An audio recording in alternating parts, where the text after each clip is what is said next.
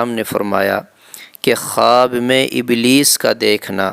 دشمنی، بددینی، جھوٹ، فریب،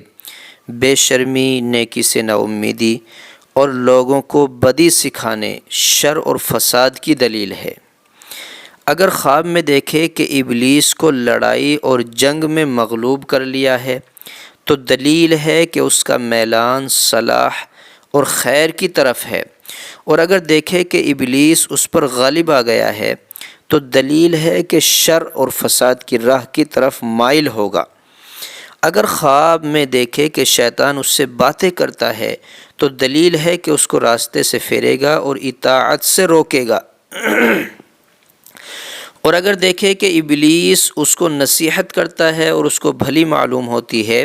تو دلیل ہے کہ اس کے مال اور جسم کو نقصان پہنچے گا۔ اور اگر دیکھے کہ ابلیس نے اس کا ہاتھ پکڑا اور اس کو کسی جگہ لے گیا اور اس نے لا حول ولا قوت الا باللہ العلی العظیم نہیں ہے پھر نہ گناہ سے اور نہ طاقت نیکی کی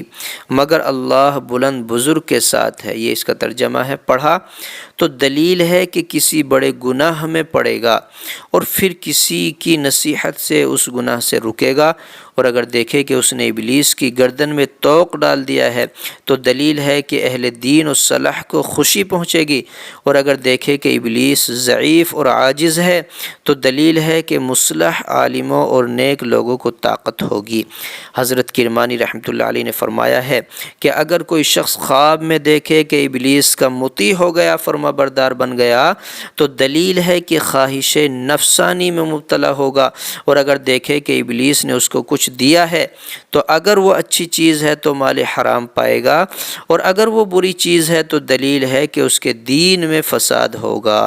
اور اگر کوئی شخص دیکھے کہ ابلیس شاد و خرم ہے تو دلیل ہے کہ لوگوں کے کام میں قوی فساد ہوگا۔ اور اگر دیکھے کہ ابلیس کو تلوار مار کر ہلاک کرنا چاہتا ہے اور وہ بھاگ گیا ہے تو دلیل ہے کہ اس کو ایک ملک ملے گا اور وہ عدل و انصاف کرے گا۔ اور اگر دیکھے کہ ابلیس کو مارا ہے تو دلیل ہے کہ اپنے نفس کو مغلوب کرے گا اور نیک راستے پر چلے گا۔